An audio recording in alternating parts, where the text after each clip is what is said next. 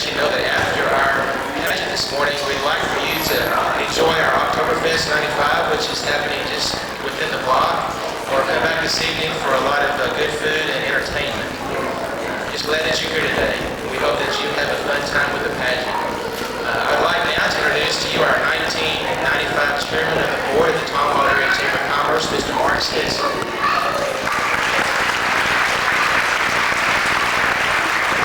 Good morning. I'd also like to thank you for helping us celebrate Oktoberfest weekend, bringing your lovely ladies and gentlemen here this morning with us. It is my privilege this morning to introduce the MC of this pageant.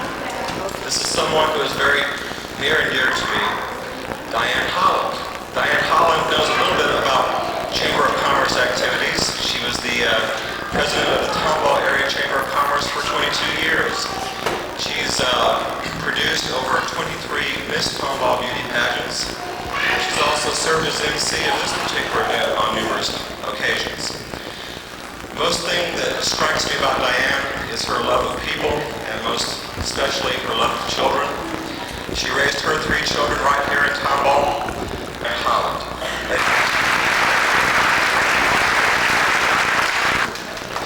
Always an exciting time. And if I can get this microphone to stay up, I may have to call Mark back.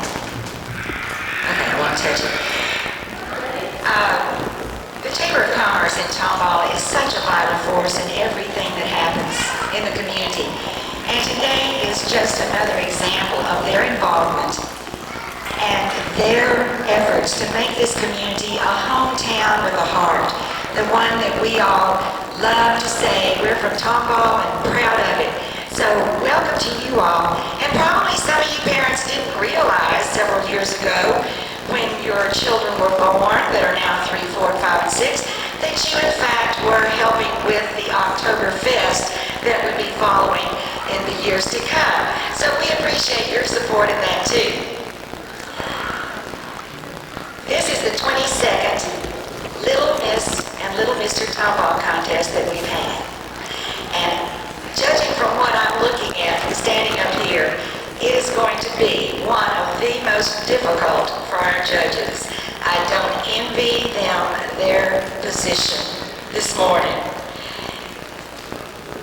It may be a relief to you judges, and I'll tell you this now while there's not a lot of interference, that customarily after the conclusion of the pageant, we get, so happy right, we have 59 contestants today. That means that we have at least 118 parents and approximately 236 grandparents who already know who the winner is, right?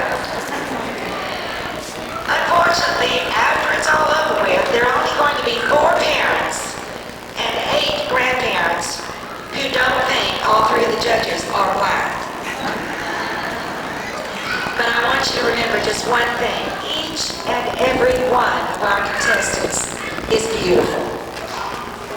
And that's right. And regardless of how it turns out, each one is God's very, very special gift to you. So I hope that you will protect it and love it and care for it. And don't think that they don't know what's going on this morning. But don't let them leave here thinking that because perhaps they didn't wear the crown, that they're not just as beautiful as anybody else in this world, because they are. I am truly delighted to be here again. After I retired a few years ago, I thought, well, they're the bus, down right here. Yeah. You excited? Have a seat. The bus is coming around. We think it just went to Centers. Getting anxious. We've been waiting since 12 o'clock. Can't be far now. Here it comes. There, Josh. There it comes. Stay right there. Bye, Josh. See? Bye, Forrest. I already did. You can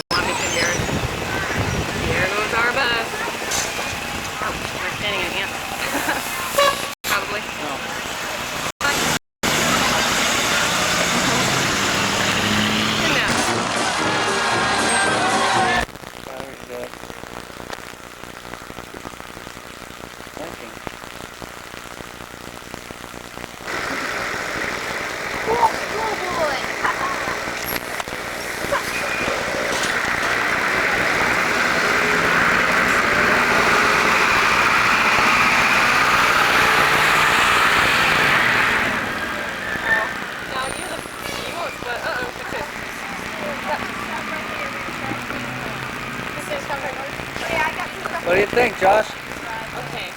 Hi, Josh. I was waiting at the door. I knew if I was waiting.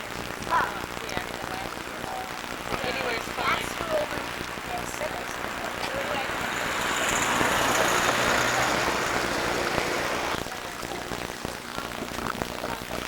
Tell me about school. Sure, you take that camera down. Yeah, I want to get your picture. Sure, you Did you can. have fun? Yes. Did you have a nice teacher? Take that camera down. Mommy, punch that camera. No, I want you to talk about school. Well, I like your take big that dog camera shirt. down first. Good dog. Take my camera down. Take the camera down. I'm very footsie. And the other thing was, I rode on the same old bus with family. And that's Mario was on my bus. Mary, was too? Yeah, and Was it fun today? gosh, they get go outside. Too wet and rainy. Hit it, Johnny. Good evening. A table for two, please.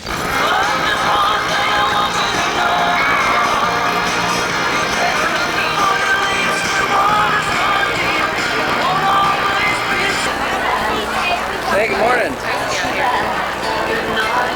Can't take a picture. It's wrong from me. I don't want you.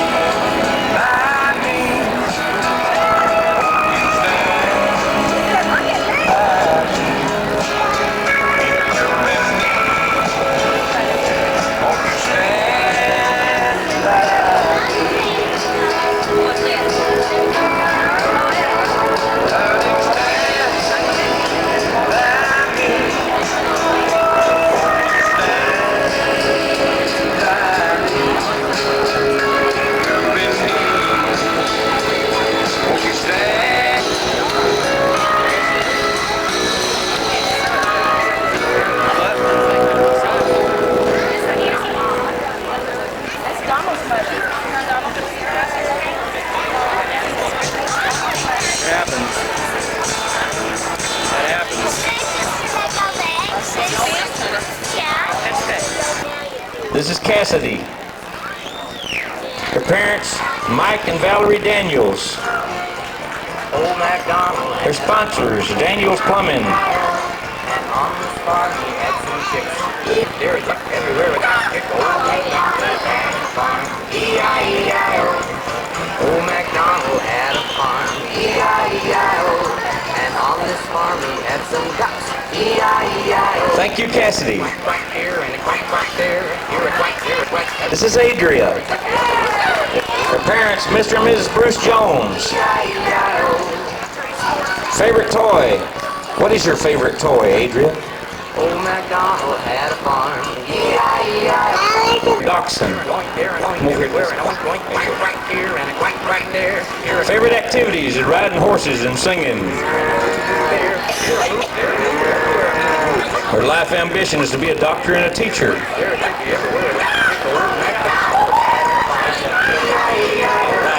Well, old MacDonald had a farm. E-I-E-I-O. And on this farm he had a dog. E-I-E-I-O. With a bow wow here and a bow wow there. Here a bow, there a wow, everywhere a bow wow. Point, point here. Thank you, Adria. I need at this time the 7 to 9-year-old girls to please line up.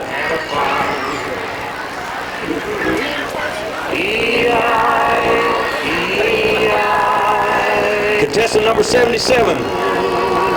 This is Joshua. His parents is John and Janelle Locks. Did I get that right? Tell me something, Joshua. What's your favorite toy? Power Rangers. Power Rangers, yeah. His favorite pet is his baby bald python named Black Ranger. Oh, okay, snakes, huh? Favorite activities, riding his bike and playing on the computer, playing t-ball. His life ambition, be a brain surgeon. Thank you, Joshua.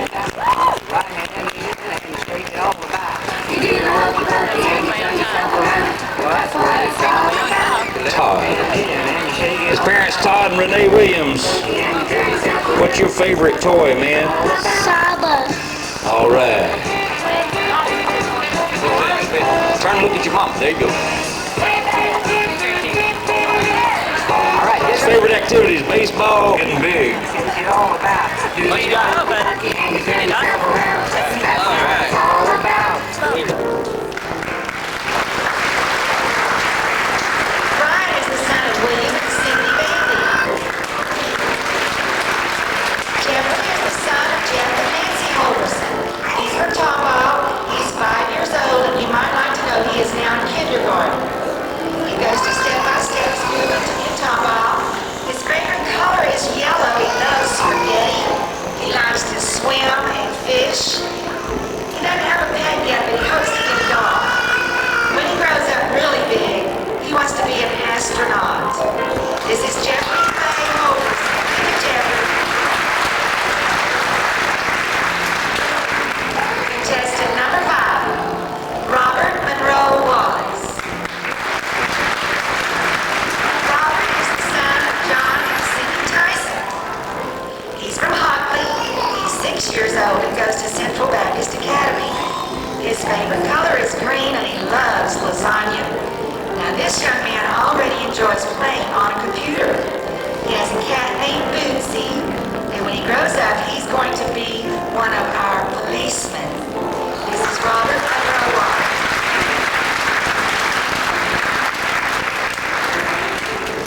Contestant number 6, Michael Thomas Klopfenstein. Mikey.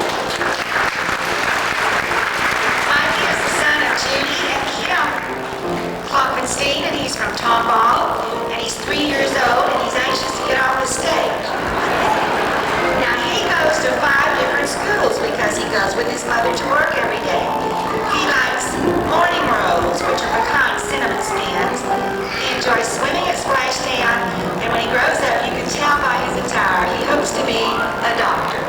That is Michael Thomas Klopfenstein. Contestant number 7, Clint Matthews. Clint is 6 years old and he's from Tomball. He goes to Tomball Elementary. His favorite color is green and he likes bologna and cheese sandwiches. He's taking karate. Clint, show me a karate. Well, he's gone. He has 2 dogs, one Rambo and Roscoe, and a cat named Rocket. And when he grows up, he wants to teach karate. This was Clint Matthews, and he is contestant number 7. Contestant number 8, Nolan Wayne Dawson. Nolan is the son of Kim and Mike Dawson, and he's from Magnolia, and he's also 6 years old. He goes to Williams Elementary. He likes the color green, and he likes hamburgers. He likes fishing and riding bikes, has a dog named Elmo, and when he grows up, he wants to be a paramedic. Nolan Wayne Dawson, contestant number 8. Contestant number 9, Joshua Robert Laux. Joshua is the son of John and Janelle Laux. He's from Tomball and he's 5 1/2. He goes to Lakewood Elementary. He loves purple. He likes Honey Nut Cheerios and McDonald's Happy Meals. He likes soccer, t-ball, playing with friends, riding his bike. Now this young man has a ball python snake as a pet, and his name is Black Ranger. When he grows up, he wants to be a brain surgeon. This is Joshua Robert Laux. Contestant number 10 is William Todd Williams.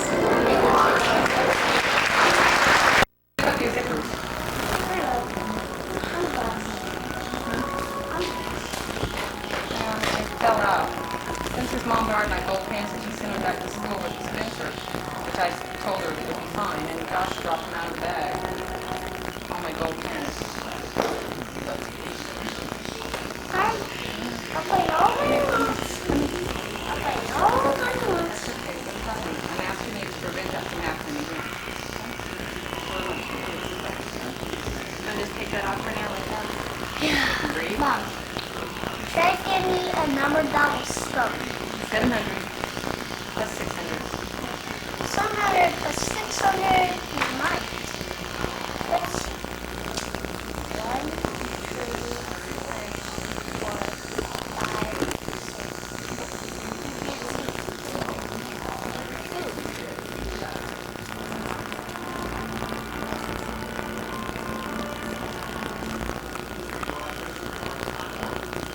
Coming up with the answer, Dad. Something. 1400. 7 plus 6. Add it again. 700. 800. No, wait. Yeah, we start. Stop in the middle. Spider web is something. 1400. That's exactly right, Doc. Yeah, doctors are smart, all right. Try to give me another one. They're gonna get worn out. They're gonna have to go home soon. Try to give me another one. Max. Ik liebe dich.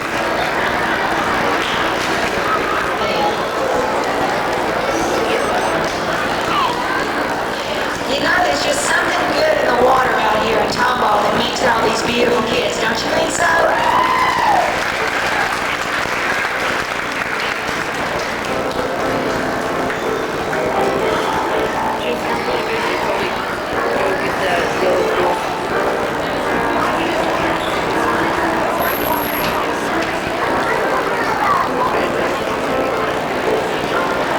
Judges, are you ready?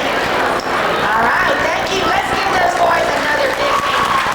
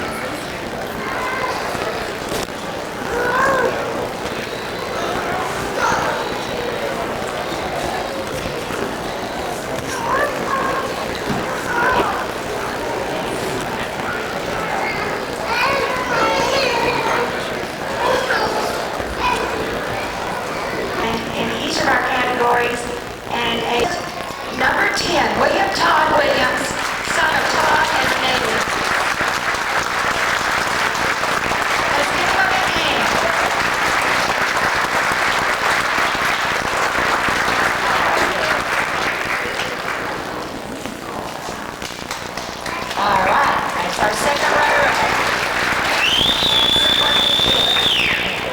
Now our first runner-up is contestant number 9, Joshua Robert Lowndes, son of John and Janelle Lowndes.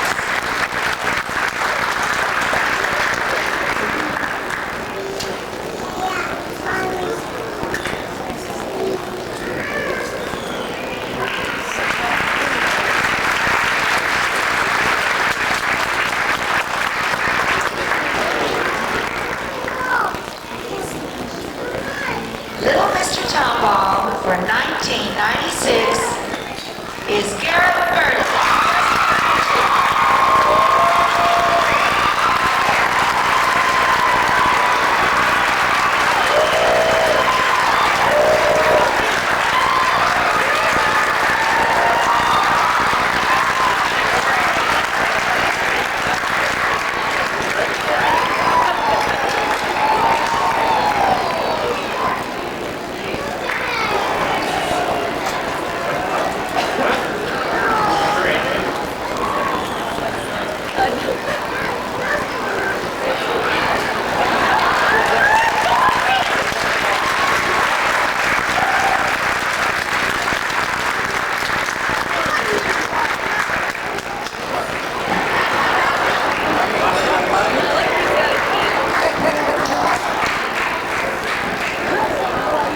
I tell you what, he certainly does look like a Mr. Tomball to me.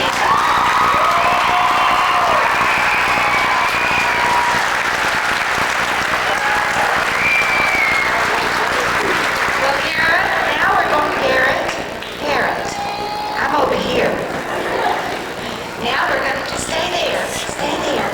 We're going to announce who your partner's going to be this year, okay? Second runner-up for Little Miss Tomball is contestant number 21, Ashley Elizabeth Whitaker.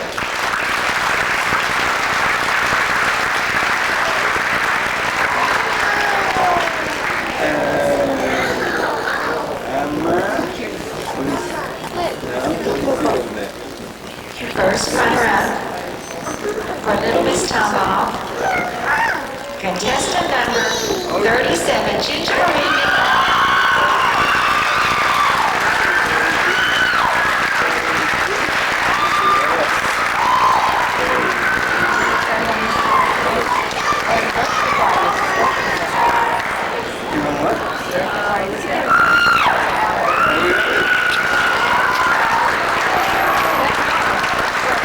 All right, Garrett, this is the moment we've been waiting for. Ladies and gentlemen, Little Miss Tomball for 1996 is Cassidy Daniels.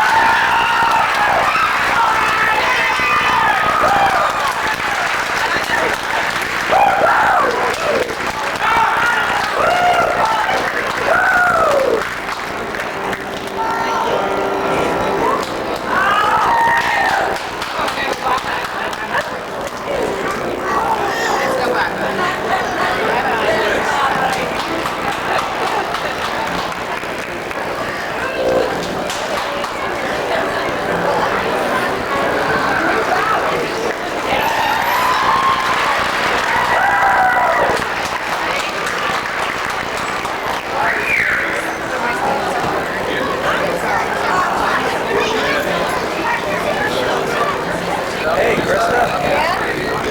I got a picture of you.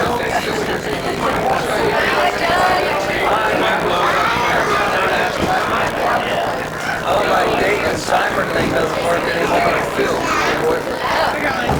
I don't use my batteries anymore. I have these plugged into the wall. Here, let me get a better picture.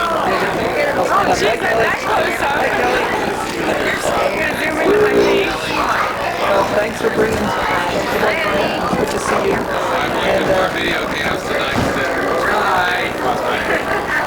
Hi. Hi. We've had dinner.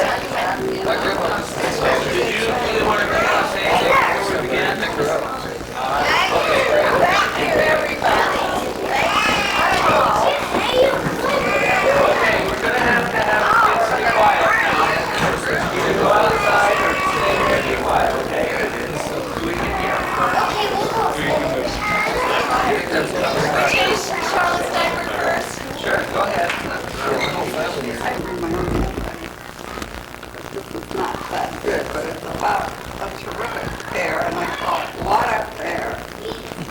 Elaine and Bill are now celebrating the biggie anniversary, number 50. This wonderful couple, it's hard to describe. One word comes to mind, it's nifty. The progeny produced by this marvelous couple is talented, handsome, industrious, and kind. The children, their spouses, grandchildren, and great-grands. On top of all that, each has a sharp mind.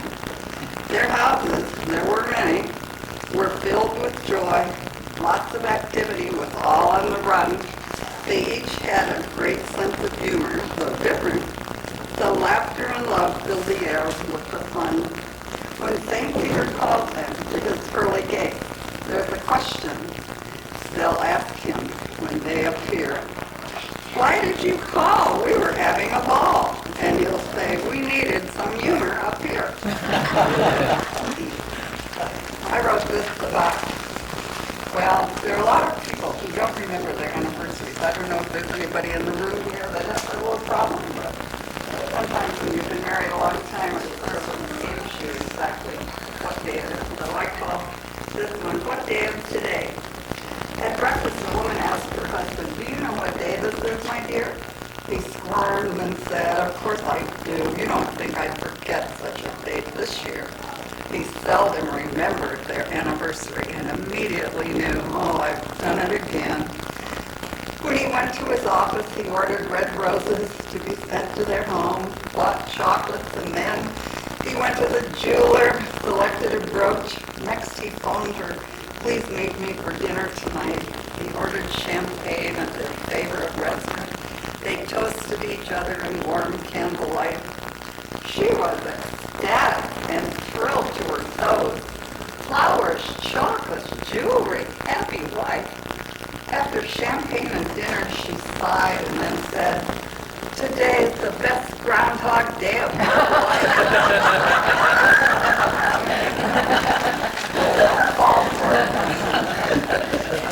This is called 50 Years of Wedded Bliss.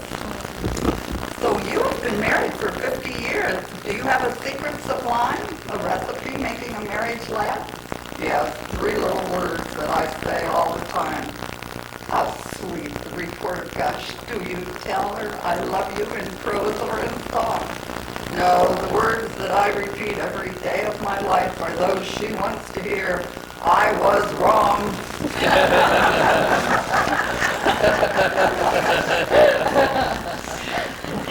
This one is about our father. We had the greatest dad in the world. Nifty, freebie, gifty. I don't think I've ever been jealous, but I did come close at times because my high school friends had dads who brought home samples from all their lines. One salesman father gave my friend 3 brand new pairs of shoes. A candy store owner gave another boxes of chocolates and caramel chews. One papa sold books, and so he took home stacks of gems for my friend to read. Another papa owned a bicycle shop, so he gave my friend a philosophy. But woe was I, my dear old guy was a lawyer, though really nice. Instead of shoes, candy, books, and toys, all I got was free advice.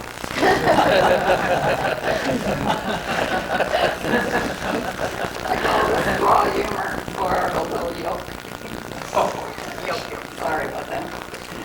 During the Depression, my father, a lawyer, was paid fairly often with food, produce like apples, potatoes, and corn, and chicken, both uncooked and stewed. A farmer was chuckling one day when he came, and my mother said, oh, what's funny? He said he had just been next door to deliver. His loud laughter made his nose runny. The neighbor had asked, what's the price of your eggs? I'm making an angel food cake for my cousin. The large ones are 40, the cracked 25. But then she smiled and said, crack me a dozen.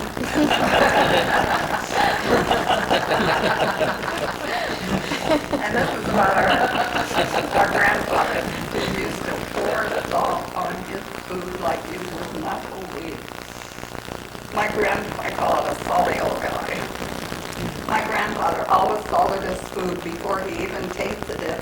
He shook the shaker vigorously and scorned those who used just a little bit. He had a pat answer for what then he would say, you shouldn't use so much salt.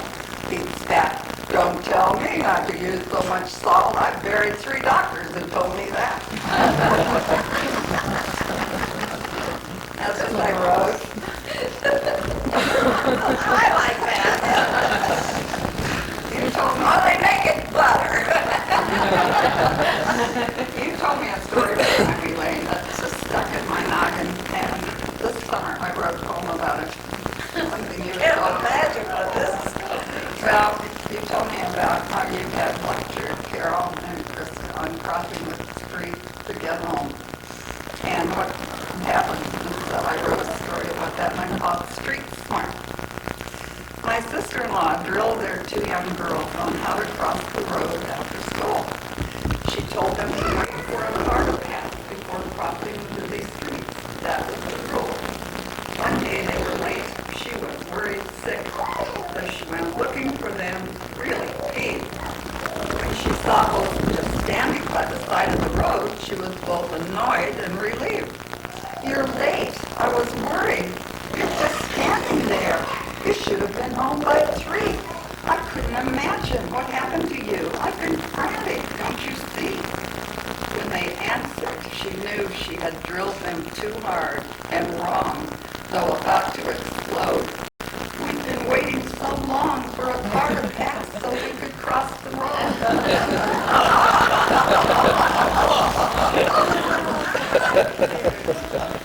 That really made an impression on me. I wrote this one about our daughter, Jill. She loves to go on my husband's yacht. I call it the maybe or maybe not yacht. Our grandchildren love to be given a ride on what I call Grandpa's yacht. It's a 14-foot runabout that runs about half the time and gets towed back more often than not. Our daughter loves going for a ride in the boat. She says, for excitement, Pop sure adds the knack. You meet such nice people when you go with him because you never know who'll tow you back.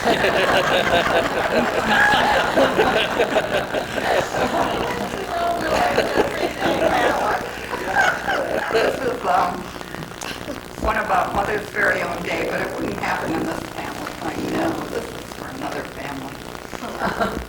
After a big family Mother's Day dinner, Mom started to scrub lots of corning. Said to children, it's your day. You shouldn't wash dishes. Just rinse and do them in the morning.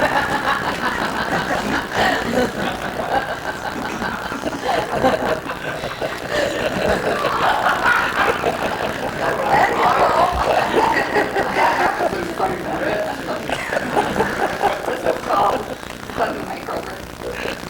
I need a new gown. I must go to town, and while I am there, I'll do my hair. I should get a cut, at least a new style, because soon I'll see friends I have missed for a while.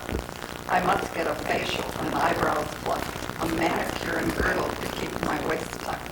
I'll buy sexy shoes with heels quite high and a stole that will promise to catch every eye. Better get my teeth whitened. I may have a date. Oh, I've got to lose weight. I'm sorry, I hate. Why are you torturing yourself? Please speak. I'm going to my high school reunion next week.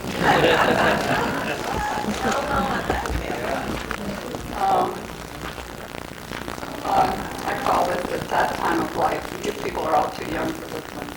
But think about your grandparents and your great-grandparents. Said a pastor to a 90-year member, it's now time that you heed the hereafter. Oh, Reverend, I do every day, many times. When I enter a room, I say, what am I here after? You haven't come to that yet, do you? Yes, you sure have. that happened to my neighbor friend, and she told it on herself. Times change, and so do people. Her 6-year-old grandchild was visiting my friend when she noticed a photo on the bedroom chest. "Who is that beautiful lady?" she said. "She looks like a movie star, one of the best." Oh, that picture was taken a long time ago when I was in college, far, far away and a long time ago. The child was speechless, her mouth open wide. "That picture was you, Ian? You really say so?" She looked at the photo, then back to her grandma. She scrutinized both again and again. She could not believe they were one and the same. Then she finally asked, "What happened and when?"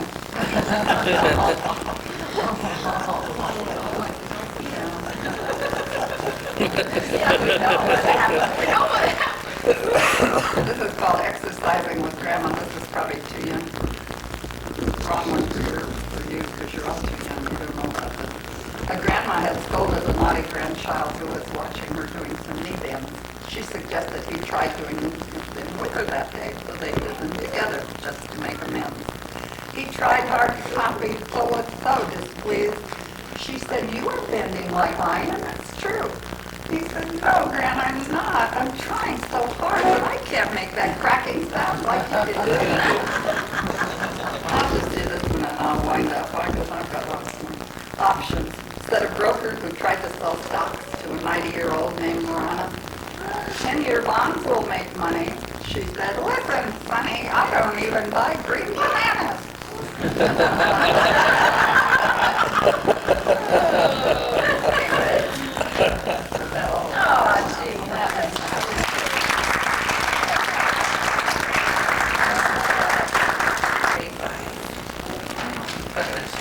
You're survivors. Consider the changes these people have witnessed. They were born before television, before penicillin, before polio shots, frozen foods, Xerox plastic contact lenses, Frisbees, and the pill. They were before radars, credit cards, split atoms, laser beams, and ballpoint pens. Before pantyhose, dishwashers, clothes dryers, electric blankets, air conditioners, drip-dry clothes, and before men walked on the moon. They got married first and then lived together, without winking. In their time, they put closets for clothes they were not for coming out of. Bunnies were small rabbits, and rabbits were not Volkswagens. Designer jeans were scheming girls named Jean, and having a meaningful relationship and getting along with their cousins. They thought fast food was what you ate during Lent, and outer space was the back of the Riviera Theater. Outer space. They came before house husbands, gay rights, computer dating, dual careers, and commuter marriages. They were before daycare centers, group therapy, and nursing homes.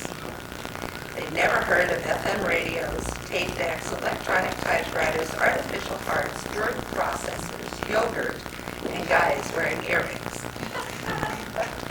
For them, time-sharing meant togetherness, not computers or condominiums. The chip meant a piece of wood, hardware meant hardware, and software wasn't even a word. Back then, made in Japan meant junk, and the term making out referred to how you did on your exam.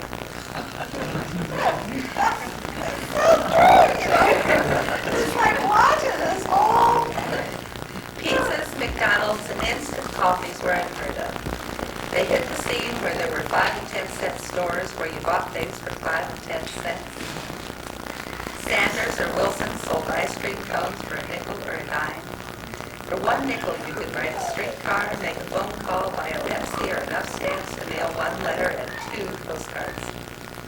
You could buy a new Chevy Coupe for $600 if you could afford one. A penny too, because gas was 11 cents a gallon. In their day, grass was mowed, Coke was a cold drink, and pot was something you cooked in.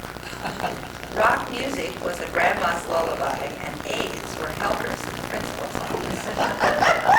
They were certainly not before the difference between the sexes was discovered. but they were surely before the sex change. They made do with what they had.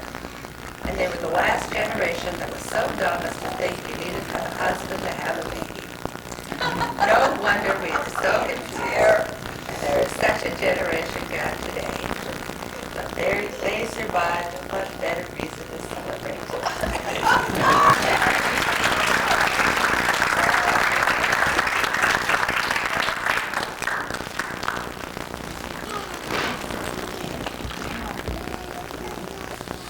That's even worse than I realized. Carol, you also included me. That's what I thought. Anybody born before 45?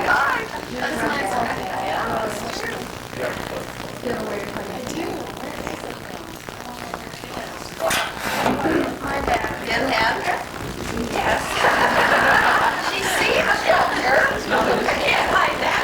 Don't say it, Jane. Will you guys make a copy of that? He doesn't mind. Will you guys like turn around or something? Look that way. Grandpa's speaking. Grampy?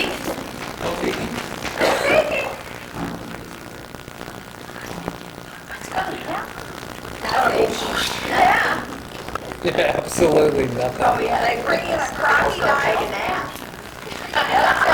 Tell him to shut his eyes and he'll be gone. Where's the rest? Can I look No at peeking. No. Just for this.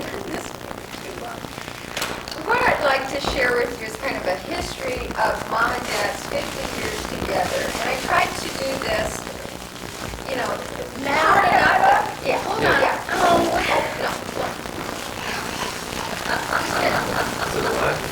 Want to go outside?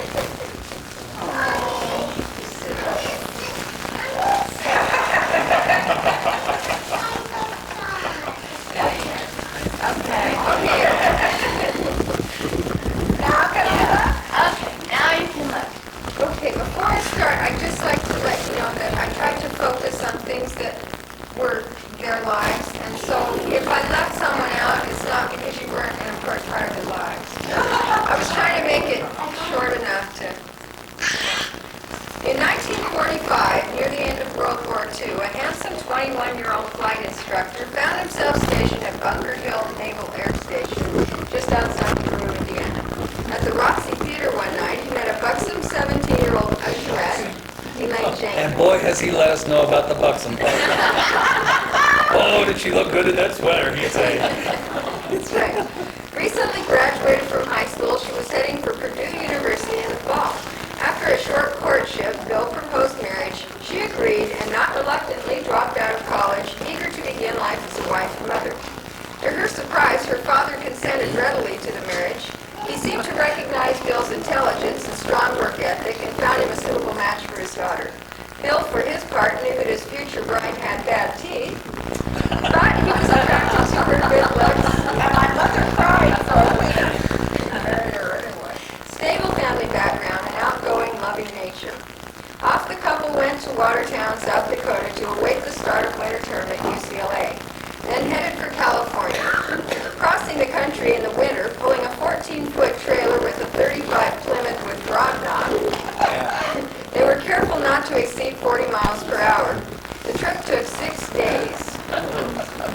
Bill attended classes and Elaine took up housekeeping in the trailer. Keeping even this small floor clean seemed a challenge to the young bride. She rewarded herself by walking to the ice cream stand for a coffee shop every day for 5 cents. On a visit back in Peru, Bill's father-in-law, Carl, discussed his plans to start a dairy and suggested that Bill manage it. When Bill protested that he knew nothing about running a dairy, Carl said, "Well, you can learn, can't you?" Bill decided he probably could.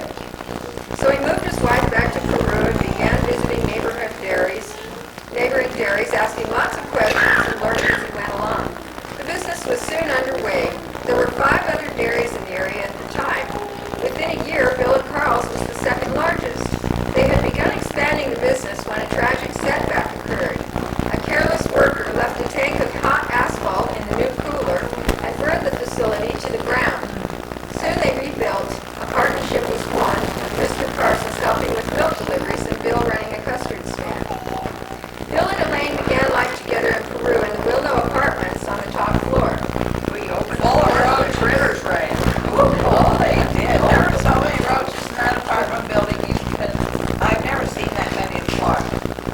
Really?